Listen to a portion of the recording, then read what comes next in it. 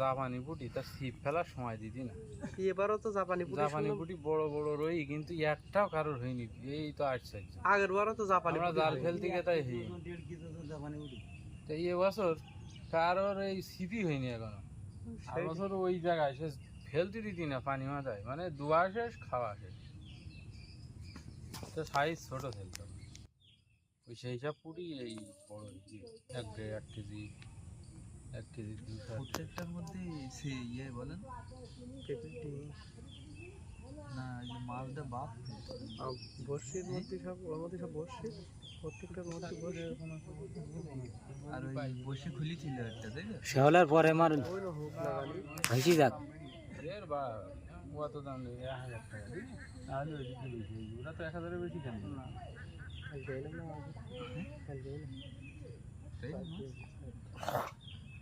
তারপরে তো ফেরত দিন না। এখানে ডিম দেখিস, ডিমের সাথে ডিম তুললো না। ওই ভাই বসে